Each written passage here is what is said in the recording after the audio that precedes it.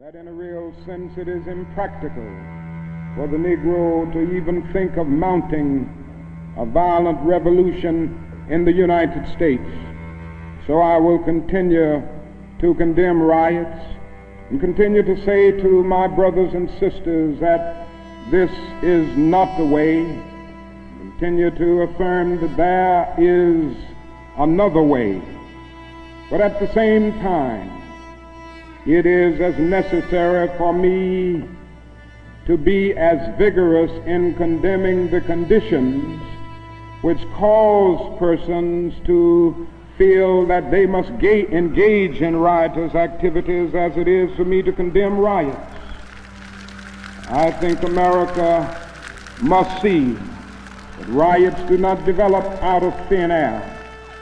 Certain conditions continue to exist in our society, which must be condemned as vigorously as we condemn riots. But in the final analysis, a riot is the language of the unheard.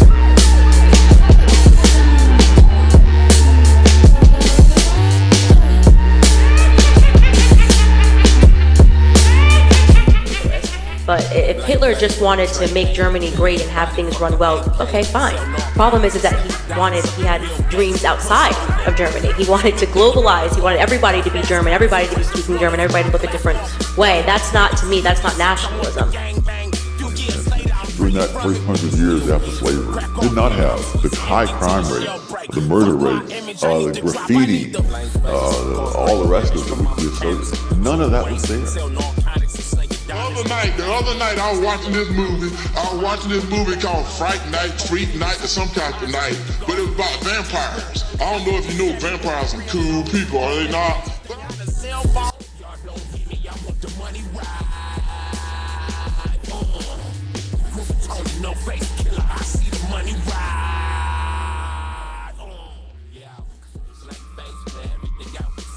The easiest way to tell your stereotypical black conservative is through their appearance, specifically their hair. Your stereotypical black conservative desires a proximity to whiteness, and thus they try to ideally emulate the appearance of how white people present in society, or they refuse to engage in the fashion trends and norms that are explicitly black. So you will never see a lot of these dudes with fades. The ladies like the weave game and the silk press game just don't be up to par. Now, for the most part, this doesn't make a huge difference across the spectrum of black Republicans and conservatives, because a nice suit is a nice suit, a pretty dress is a pretty dress. Lots of black folks dabble in that very classical Americana form of fashion from time to time. However, there is almost always, not every time, one thing that sets the black conservative apart, and again, that is their hair. Whether it be on their face or their head, that's why Tim West, I think his name is, and Herschel Walker have both been rocking that 90s black cartoon box cut for like 30 years now. And Candace Owens keeps showing up to federal hearings with stiff, unwashed, oily hair and edges that are barely holding on for dear life. Or why Jesse Lee Peterson and Sheriff David Clark are rocking this Wyatt Earp ass goatee still in 2023. President Trump at an explosive rally in Arizona yesterday. A supporter from South Florida who calls himself Michael the Black Man. He said, I could go on with the jokes, but this is the easy stuff. And I'm not doing anything special or groundbreaking with pointing out how goofy black Republicans tend to look. You don't need me to tell you that Thomas Sowell hasn't seen a black barber in the last 50 years of his life. Further, I've been purposely using the word stereotypical because I want to identify that the nature and, much more importantly, the threat of black conservatism is much deeper than a bunch of sellouts being paraded onto Fox News to talk to white people and tell them that black people are the real racists. That's nothing special, and I'd be selling you and myself short with such a video. What's more interesting to me is why we even care about stereotypical black conservatives at all. Like, why are they of any genuine importance on the political landscape. I don't know about you, but it feels like every election since 2016, there's so much news coverage and discourse over whether or not black people will finally end our long-standing abusive relationship with the Democratic Party, and then for some reason make a worse decision by joining the Republican Party, even though, as I'll get to later, the data on this has shown steadily for several decades that it's not moving. Why are there so many black conservative YouTube channels, some with pretty large subscriber counts, even though their view counts and engagement metrics definitely can't be like very high? Why is the platitude that black people are socially conservative something that gets bandied about unchecked? And what is at the core of this supposed social conservatism that somehow should make us more comfortable with the overt racism of the Republican Party? The specter of black conservatism is deeper than you think. It's seen in our religious institutions, in our celebrities, in our so-called school leaders, and even in our beloved icons. And while I have no love for your typical sellout black conservative, what I've come to realize is that the bigger problem with black political power in America is how we fail to recognize how thoroughly misinformed many of us are of our own political history, and how we miss the fact that even Negroes with decent haircuts can still be working against our best interests and have been for generations now. What I'm trying to say is clowning Clandis Owens and both of our uncles named Tom is just not that interesting to me, at least right now. I feel like it's done before, probably better than I can do. Links in the description. So instead, I collected together an all-star cast of black political actors and thinkers, and instead of hitting the easy targets, we're gonna go a more dangerous route. Like, a little scared, actually. A little scared, but, you know, no guts, no glory. So the function of the black conservative is to say that, quote unquote, the reason why black people are this way is because they're culturally defective. One of the reasons I asked them was, okay, let me ask you a question. If you're the same conservative who's saying that, oh, the contemporary African who's coming to America is doing so well, it can't be racism, even though he has more education than 66% of whites. If it's not him being African, then where did black people in America get this culture? Because they didn't get it from Africa. Who gave them this culture? What developed this culture? Where did this culture come from?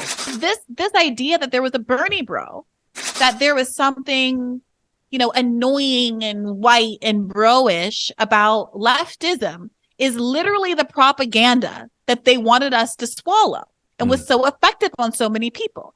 It is why they stripped socialism and communism and leftism from the narratives around our own civil rights figures, pretended like that legacy was some white legacy, like it's just Eugene Debs and Marx and some who are great, by the way, but who don't seem to be as close to our personal tradition. It seems distant and colonial or something like that. Right.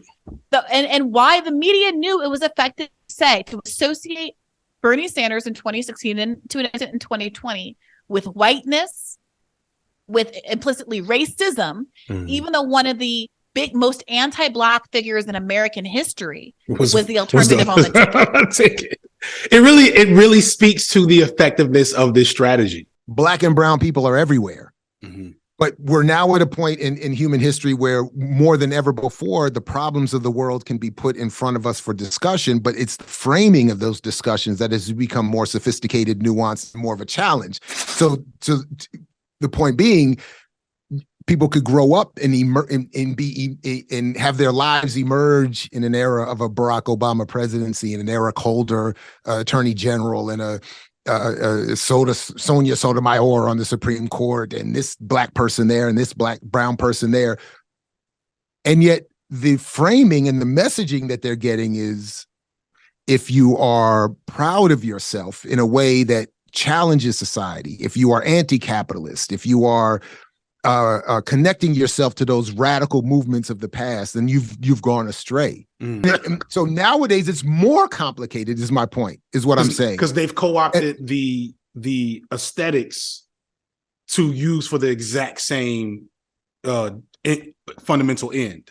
So I want to start by doing some quick definitions to hopefully dispel a lot of confusion going forward. I know to some people watching this, I'm already talking crazy because I'm talking about political ideologies that don't immediately fit within the liberal, Democrat, conservative, Republican binary that we think is the only thing that exists in this country. So I want to make sure it's really clear up front the difference between a Republican or a conservative, a liberal and a Democrat, and a leftist, or in my case, socialist. But I have two like standard questions I'm asking everybody. The first question is, are you a Democrat? No, I've never been a member of the Democratic Party in my life. I am not.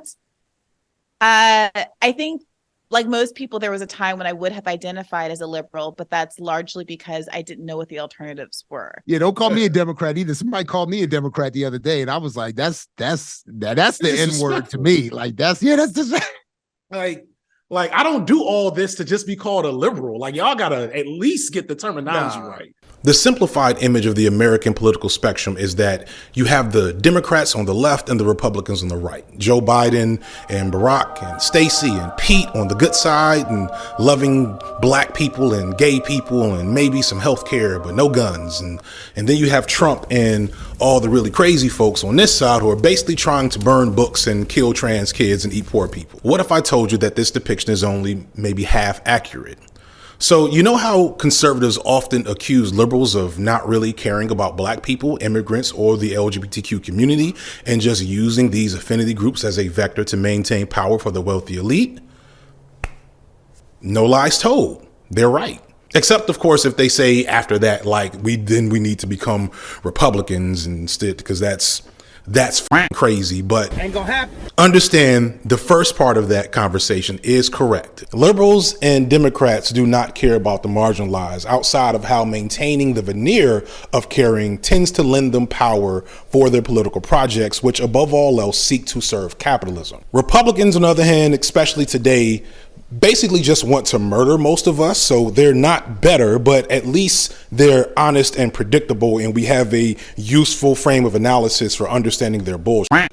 While smiling in our face, liberals and Democrats support white supremacist, capitalist, imperialist projects in America and worldwide, just with a rainbow Black Lives Matter flag on the side of the tank or the bomb. They pay lip service to our issues and wear kente cloth and beg for our support, but they still will only offer a modicum of what they promise and never change things at their core. They're either too weak, too incompetent to ever really do anything. They may not be exactly the same, but the results are not all that different. At 7 o'clock this evening, Eastern Time, air and naval forces of the United States launched a series of strikes against the headquarters, terrorist facilities, and military assets that support Muammar Gaddafi's subversive activity. On my orders. Last night, the United States military has begun strikes against military installations for the Taliban. And I want to be clear, Republicans and Democrats are not the same, but the results, especially for those at the bottom, do not look all that different, which is why it's very hard to get people in the hood and people in poor communities to vote, because from their perspective, hardly anything changes. And here's where we get to the important part, the philosophy of being a leftist or ostensibly a socialist. And here I'm using the word socialism. All the real leftists are going to get super mad at me because, you know, we're also still a bunch of assholes, but at least we have the spirit right. The left describes many political ideologies apart from socialism, such as anarchism, communism, syndicalism, etc. But again, for brevity, I'm going to use socialism because I think that's the most well-known school of thought for that political ideology.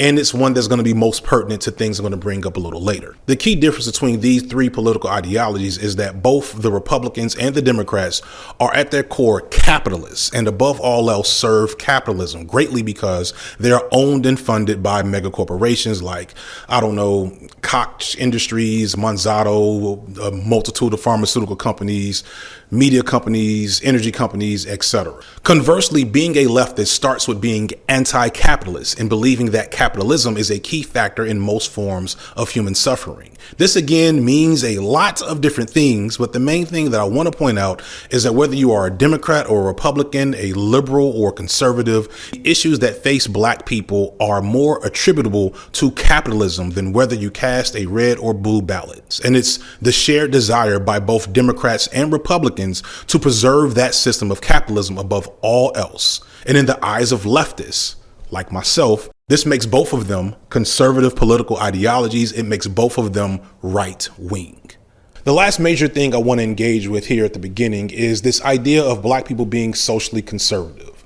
This is a half-truth often thrown out by conservatives to make their anti-black tendencies seem more reasonable.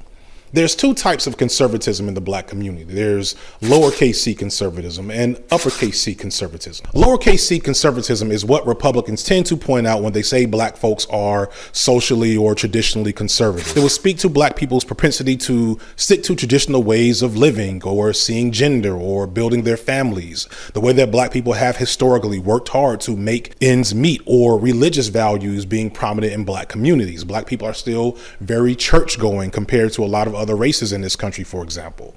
And these things are true to an extent. Despite my explicitly leftist leanings and political beliefs, I am a straight black man, married to a straight black woman. We have a relatively traditional household. I am not religious, but we still go to church every now and then.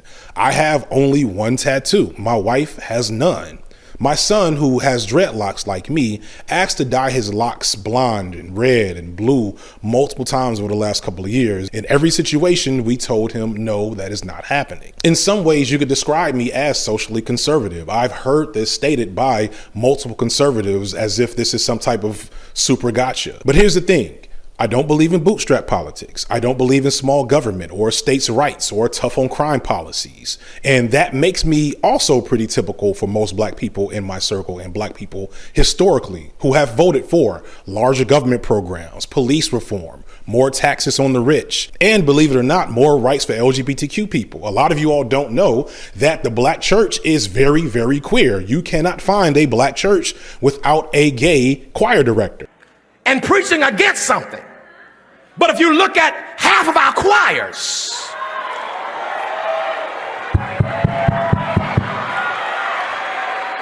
and a great number of our artists that we call abominations and we call demons, we demonize and dehumanize the same people that we use, and we don't say nothing about the gay choir director because he's good for business.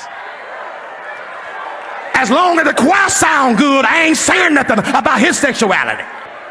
Here's my point. We pick and choose the scriptures that we want to use to beat folk up with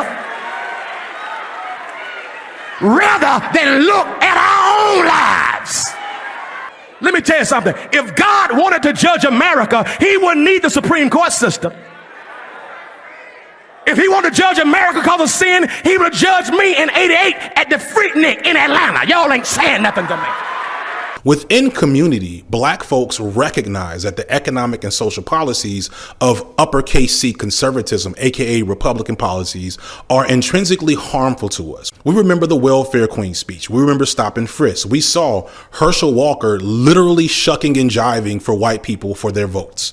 We may be socially conservative, but we are not f***ing stupid. Black social conservatism isn't just because we love the American way so much. It's a survival strategy. For black people, being progressive or standing out or challenging social norms in the system is essentially a good way to get killed. Both of these choices suck, but for most black people, it's an obvious choice.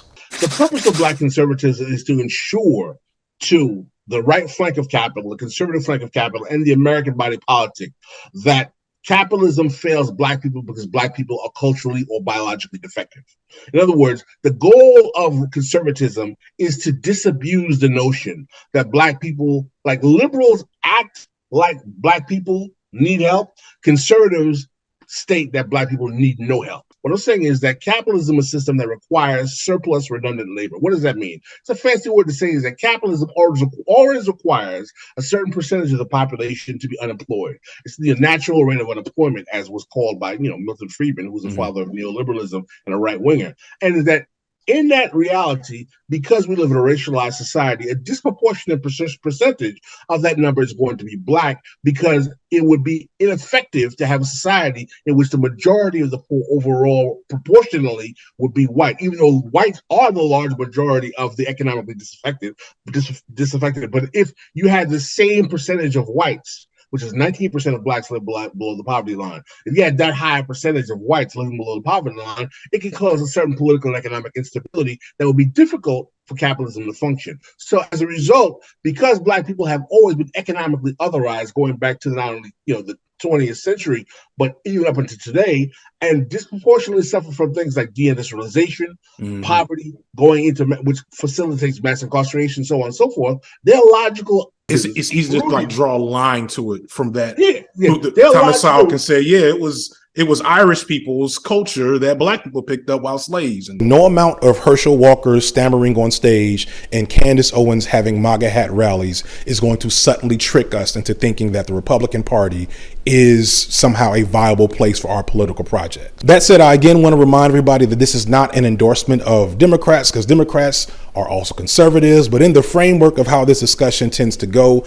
I want to make sure I clear up these falsehoods about black people being socially conservative, because we are not. And I do this because I find it frustratingly stupid, as I mentioned earlier, that every election cycle, at least since 2016, we have had this narrative about whether or not black people, especially black men, are going to abandon the Democratic Party to die with the Republican Party. It's a narrative deeply steeped in this country's tradition of anti-black male rhetoric. This past election was a perfectly executed psyop, as what I call entertainment news media outlets, meaning that their job is not so much to inform, but to entertain with information, kinda, kept filling up their airtime with story pieces and panels talking specifically about how black men were moving over to the Republican Party. Black Republicans on Fox News are more than happy to spread this nonsense along with aspiring token grifters like Vernon Jones. And I'm part of a large and growing segment of the black community who are independent thinkers, and we believe that Donald Trump is the president that America needs to lead us forward. The Black Manosphere, which is mostly a black conservative space, definitely parroted this nonsense as well. But it was also on more moderate, and even those hard air quotes here, black-oriented media outlets that are with Democrats and liberals that said the same thing. Even Stacey Abrams herself fell into this talking point. So I want to actually dispel some misinformation. There are some polls with black men versus black women, and across the board, black men tend to be more conservative than black women. It is always true. Everyone kept repeating this same thing, that black men were going to ruin the Democratic efforts in the midterms because we hated black women, and obviously we're all on that Kanye West grind, right? No, Abrams, in fact, provides a perfect example of how this wasn't true. But what we have to remember is that black voters tend to be treated as turnout voters. So you only ask who they're going to vote for, but not if they're going to vote.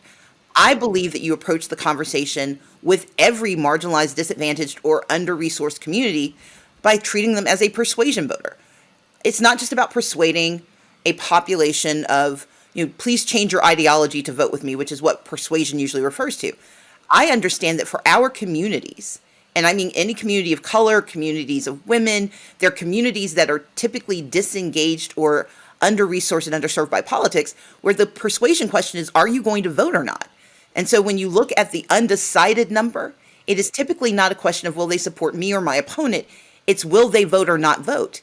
And that's not a commentary necessarily on me, it's a commentary on our politics. In the midterm elections, the exit polling data showed that Abrams had a higher percentage of black male voters than the average Democratic candidate in the entire country. The reality is that black male voters are like most male voters in that they are some percentage more conservative than their female counterparts. But when you look at the data, black male voters are much, much more, almost double the level of Democratic voters than their white, Asian, or Latino counterparts. We are the most progressive voting bloc among men in the country, yet every election cycle, somehow we become the focus of why the Democratic Party may or may not lose. And this is stupid because if you look at the exit poll data and voting data over the last 40 to 50 years, you see that black Republican voting has never been much more than 10%, with black men voting between 10 and 15% for Republicans and black women around 6%. This is a fake news story, like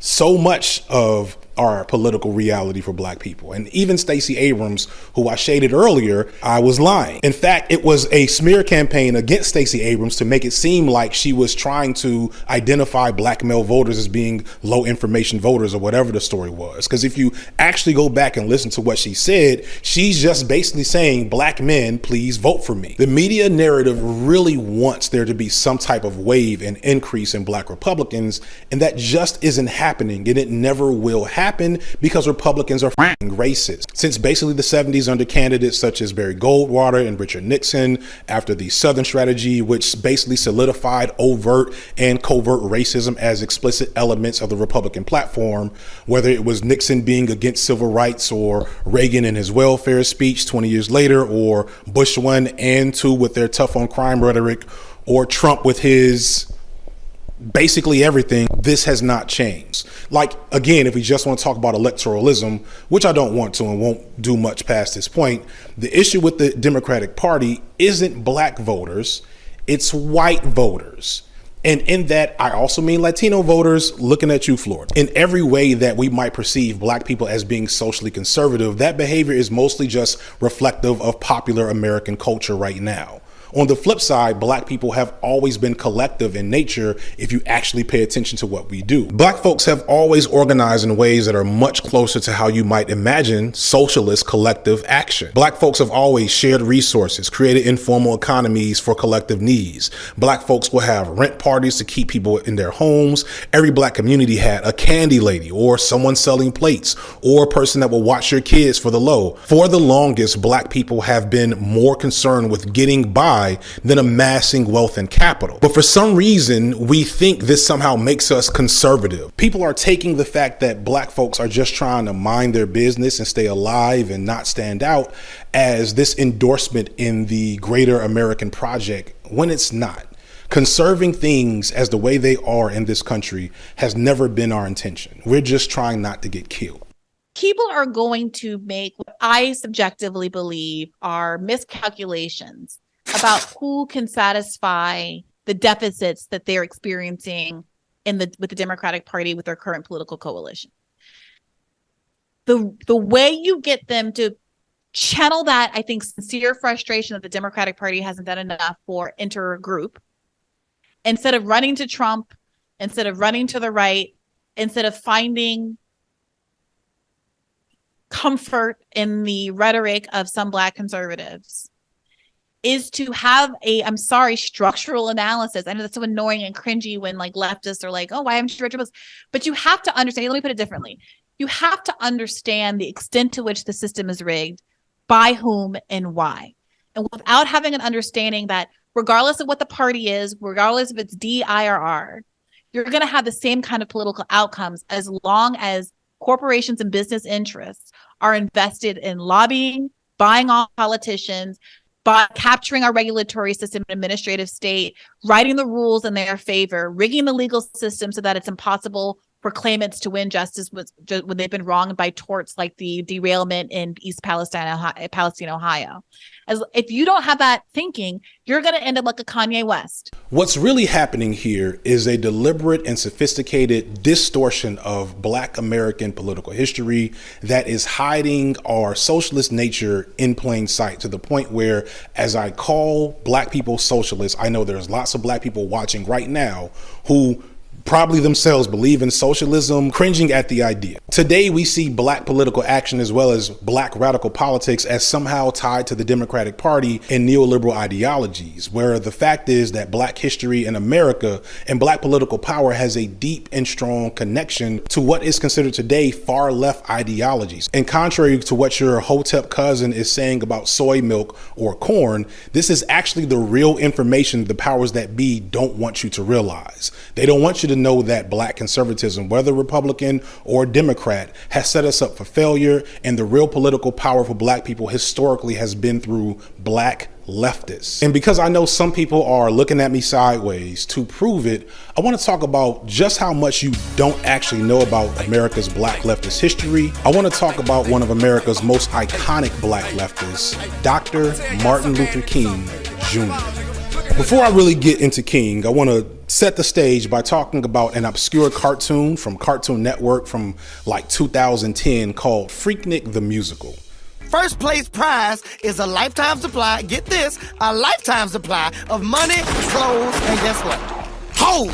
Straight up, that's what it is, Just follow me for a second. This cartoon is a relic of its time in many ways. It hasn't aged well in a lot of ways, but it's also incredibly insightful, like kind of subversive from a radical perspective looking at it today, because it had this prescient and complex conflict between black art, black excellence, and black liberation. Specifically, there's this narrative element in it that has stuck with me since I saw it over a decade ago, which is the concept of the Boule. The main villains of this story are a secret society of hyper-rich and extremely powerful black folks who ostensibly control black culture and black media and use it to shake down white institutions.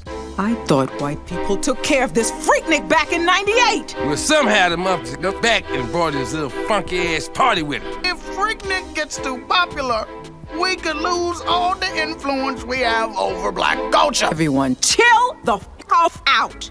Reverend, why don't you go down to Atlanta and pay our little freaky friend a visit? This society includes well-known black mega-rich folks like Oprah, Al Sharpton, Bob Johnson, etc., and they are furious that the spirit of Freaknik has been resurrected and it might wrestle control of black culture from them. So they, the black elite, remember that, set out to stop this grassroots movement of poor and working class black folks. They do this by first trying to undermine them, then attempting to co-opt them, and finally sending a giant robot zombie Al Sharpton to destroy them. It sounds silly, and I know it's left field, but just give it a little while. I'm gonna come back to it. Just remember this for later. Spring break is officially over. You'll often hear many a politician and political pundit quote MLK as an influence. Extra points if a conservative misappropriates MLK to somehow defend their racism. He has his own holiday. He has plenty of children's books. He was even a DLC character on Fortnite. I still can't believe that's real. But I should, because MLK in his modern image is one of the most thorough and grotesque examples of how capitalism and white supremacy work together to co-opt something. To co-opt something in a political sense or a social science sense is to take something from its original state in use and over time recontextualize it to be something completely different. Extra points if it ends up serving the exact opposite of its original use. Bling bling, bling bling, bling bling, bling bling, bling bling, Bling bling. Bling bling. Bling bling. Bling bling. Some are surely thinking that calling MLK a leftist is absurd. King was a reverend and a devout Christian.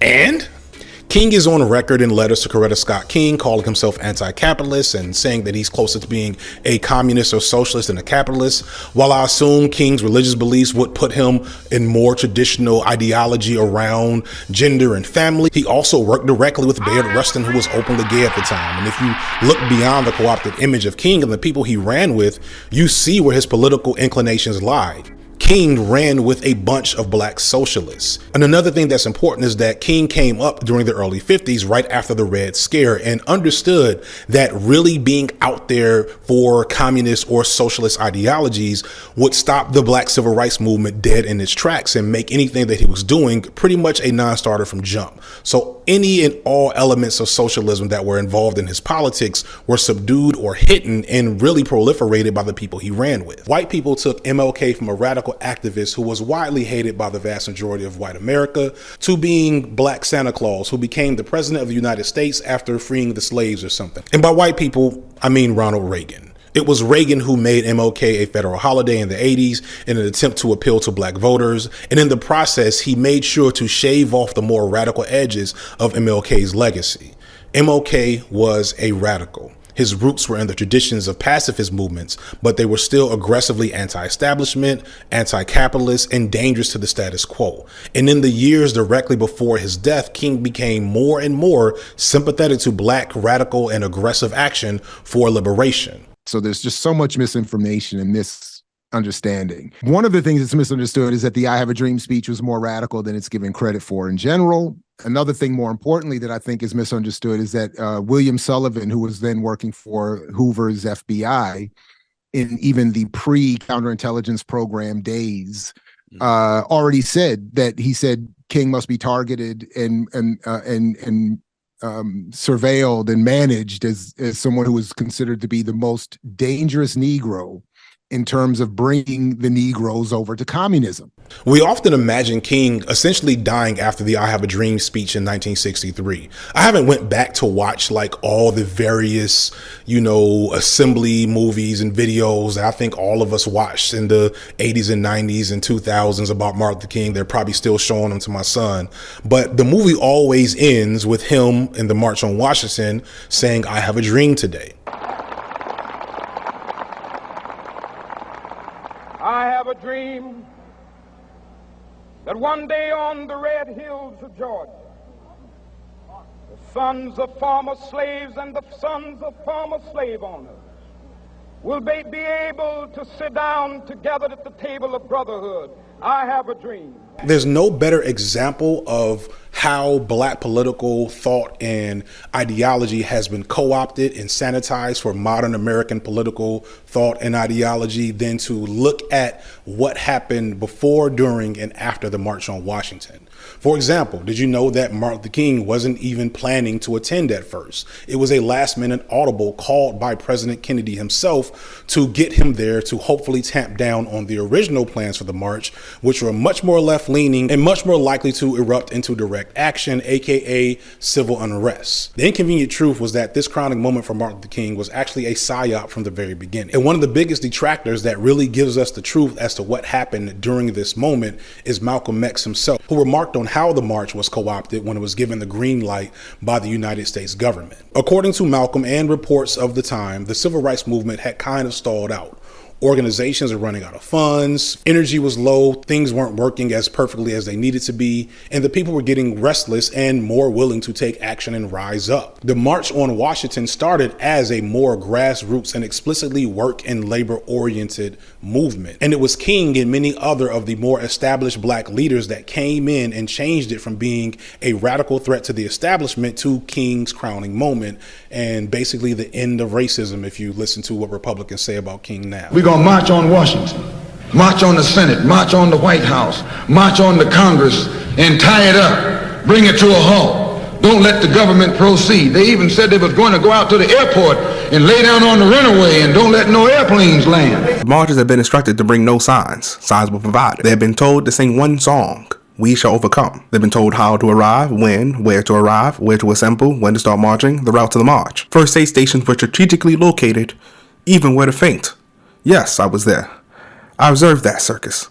Whoever heard of angry revolutionists all harmonizing "We shall overcome" someday while tripping and swaying along arm in arm with the very people they were supposed to be angrily revolting against? Whoever heard of angry revolutionists swinging their bare feet together with the oppressors in lily pad park pools with gospels and guitars and "I Have a Dream" speeches? Malcolm illustrates how black movements have really always been co-opted, probably since slavery, as movements get steam, or maybe as they run out of steam, or get desperate, or maybe even get more radical and get close to serious change. Before that really can happen, white interest and power structures begin to infiltrate and find a way to curtail the radical potential of these movements. Radical change becomes policy reform. Defund the police becomes retrain the police, or fund the police, actually. But even still, speeches from John Lewis and Philip Randolph were criticized because of their communist undertones, with Randolph having such bars as, "It falls to the Negro to reassert this proper priority of values, because our ancestors were transformed from human personalities into private property. It falls to us to demand new forms of social planning, to create full employment, and to put automation at the service of human needs, not at the service of profits for." So you see what this was really supposed to be about, because it was Randolph and Lewis's march to begin with. And this speech is often treated like the end of King's story, as if he was assassinated the next day, dying for all of America's sins and allowing for the signing of the Civil Rights Bill and ending racism forever, but that's not what happened. King wasn't assassinated until 5 years later. And in that 5 years of time, especially in the years right before King was killed, he became more and more amenable to radical and pro-black sentiment. At the very same time that America refused to give the Negro any land, through an act of Congress, our government was giving away millions of acres of land in the West and the Midwest, which meant that it was willing to undergird its white peasants from Europe with an economic floor. Today, many of these people are receiving millions of dollars in federal subsidies not to farm, and they are the very people telling the black man that he ought to lift himself by his own bootstraps. And this is what we are faced with, and this is the reality. Now, when we come to Washington in this campaign, we are coming to get our check. And this is partially due to another major figure invisibilized by history, one Stokely Carmichael, later to be known as Kwame Ture.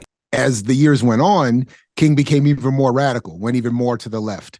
And I've been talking a lot lately about a new book that came out recently called Prophet of Discontent that I would encourage everyone to read. But the point is that he was ever becoming more radical and to the left, and ever involving himself more with anti-colonial theory, anti-imperialist theory, anti-capitalist theory. King is quoted in an exchange most people are not made aware of with Andy Young, who was still a major player in Black conservative politics, funding, supporting many Black conservative efforts, branded as an extension of Dr. King.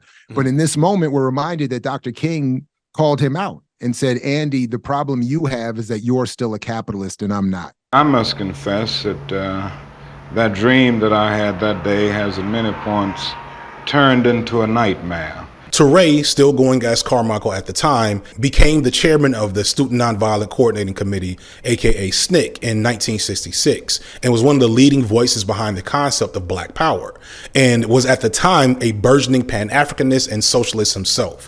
When you hear King, only a year before his death, talking about changes of the heart, he's talking about the fact that Carmichael and Malcolm X and other more radical figures might have been leading to some things in the right direction. It's during this time period where you hear King to begin to touch on redistribution of wealth, reparations, and anti-colonialism, speaking against the war in Vietnam. His public approval had risen in the years leading up to and right after the March on Washington, but like many Black leaders before and after him, once King started to more boldly challenge the borders of American hegemony, he was back to being public enemy number one.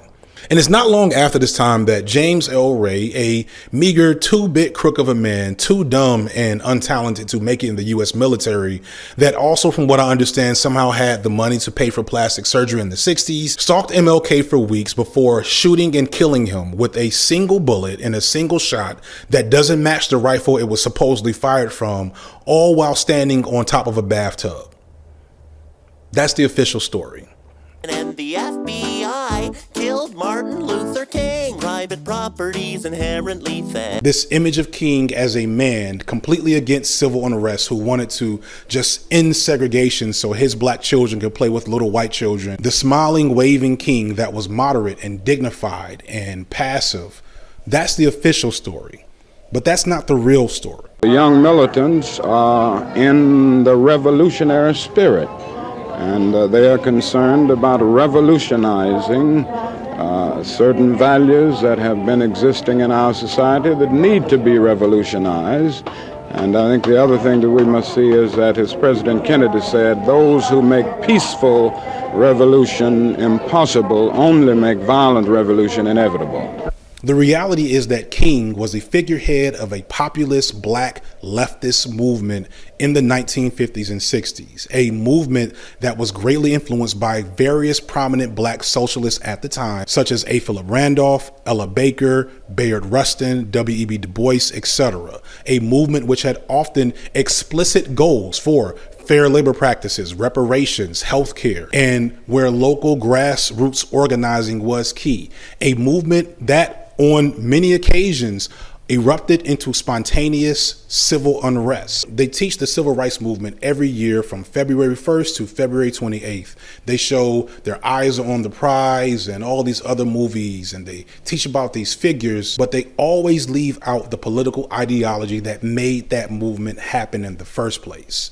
Why do you think that is? I think one of the main obstacles that persist in terms of particularly Black political constituents re-engaging, and the most important term there is re-engaging their left political traditions, is the fact that we live in the space of what we at This is Revolution podcast call the 50-plus year counter-revolution. The 50-plus year counter-revolution is basically the concept is that since the assassination of Martin Luther King in 1968, the politics of American society have been a counter-revolution against the policies of the 60s, or what was called the New Deal Civil Rights Coalition. There is an increase of conservatism in terms of the political aspirational choices that are presented to Black people, but none of them include an actual discussion of the fact that, listen, Black people have been challenging capitalism politically since the 19th century. People like Hewitt Harrison, Cyril Briggs, Du Bois, Paul Robeson, Ella Baker, Bayard Rustin, were all socialists and communists. They were,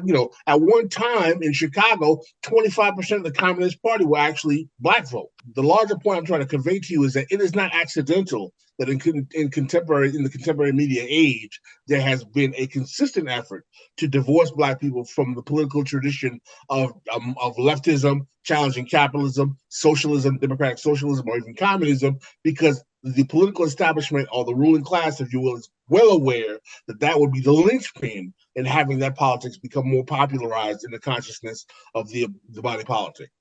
What Reagan and most Americans, including many Black Americans, leave out are Martin Luther King's socialist leanings, that he and most of the civil rights legends that we celebrate today were amenable to socialism because they recognized capitalism as the economic aspect of white supremacy, and they knew that Black oppression was not going to be solved within the existing system. Now, was King about to put on the Antifa mask and throw bricks at cop cars? No, but he also understood that the riot was the language of the unheard. The erasure of MLK's radical politics and the socialist leanings of his later years is a microcosm of how Black political thought has been butchered and mutilated for the better part of the last 60 years. So many of the people up in your favorite barbershop, the people that they teach you about in your Black history class, the people that your children impersonate during the Black History Month play, Fred Hampton, Malcolm X, James Baldwin, Afeni Shakur, so many of these Black political icons we all know about, but we only know the sanitized bits ordained to be shared by the system. They were all far left by today's standards. Important article called about woke imperium, which is how imperialism cloaks itself in justice. Kwame Ture, before he died, or some would say himself assassinated, not famously enough, that Black visibility is not Black power.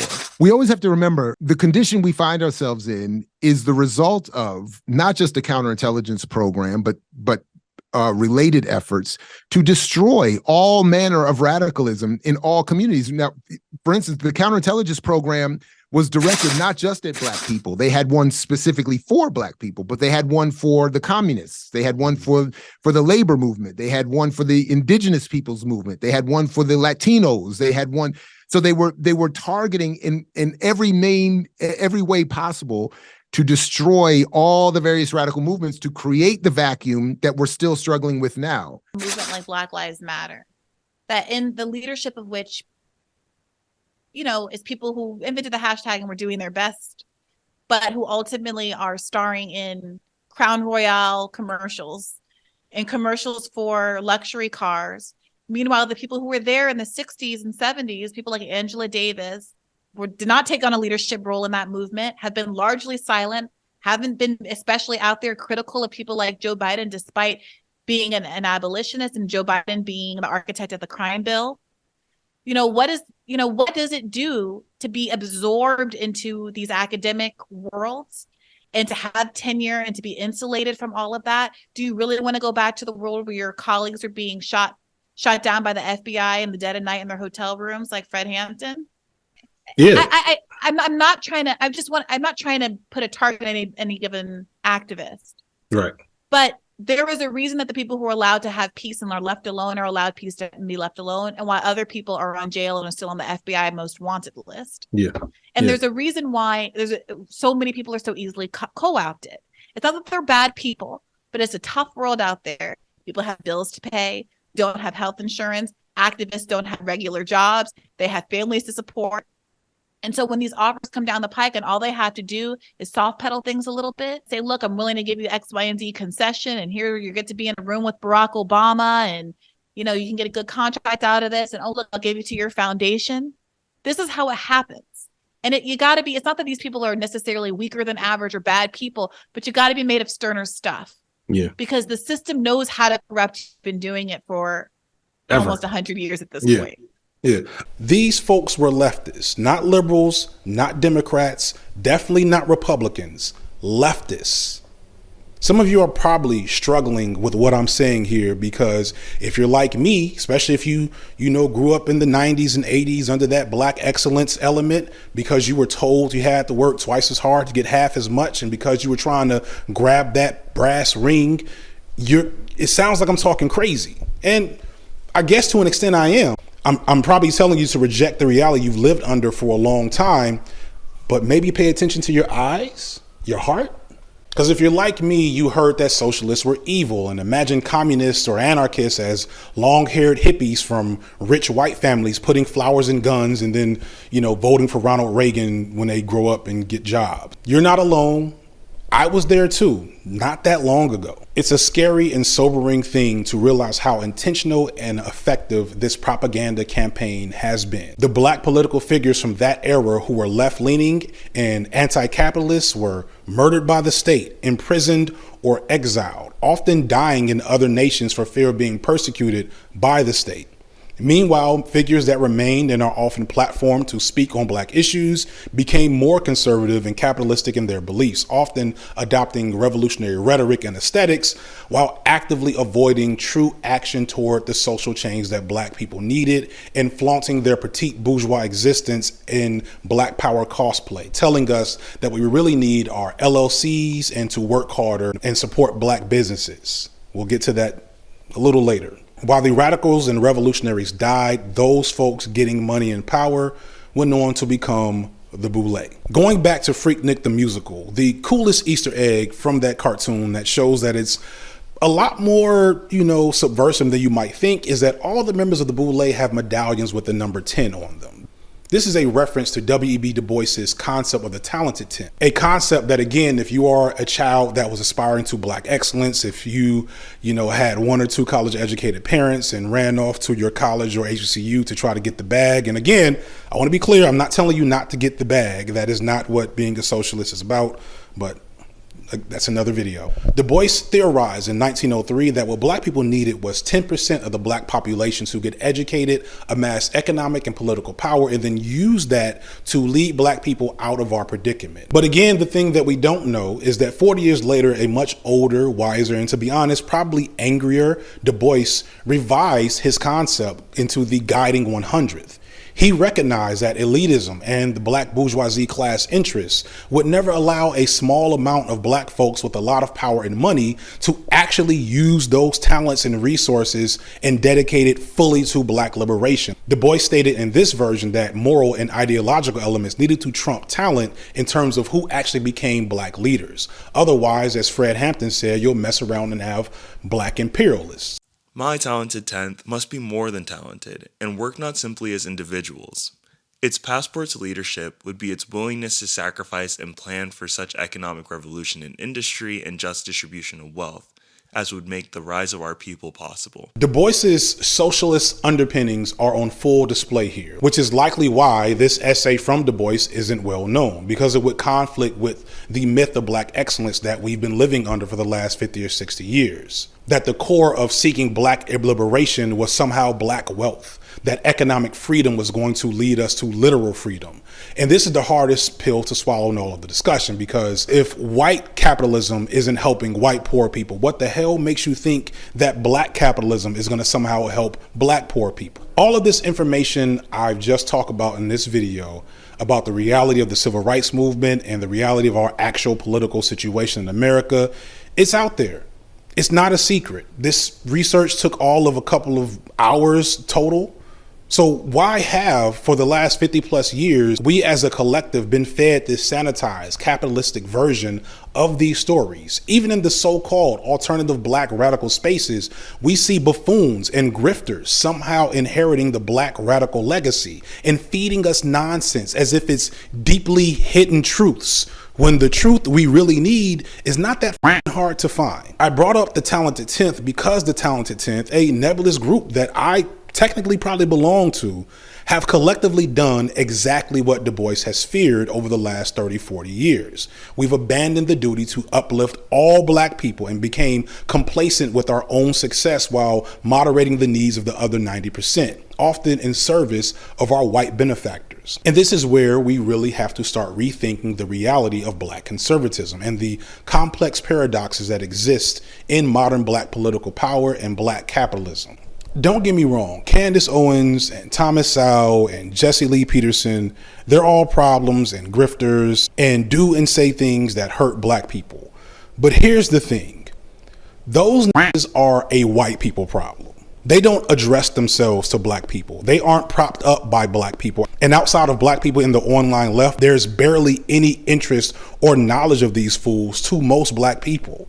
The only reason I put their asses on the original version of this thumbnail, because y'all know I changed my thumbnails, it might not be there by the time you see this, is because I know they're a favorite subject of white leftists and that they will be more likely to click the video if they think that a like me is going to waste his time talking too much about Candace Owens and Thomas Sowell. But y'all, I didn't even know who the Thomas Sowell was until I started making videos. He is literally that insignificant to actual black political thought. But to white conservatives, he's like the king of black people. And to white leftists, he's the puzzle piece they just can't figure out.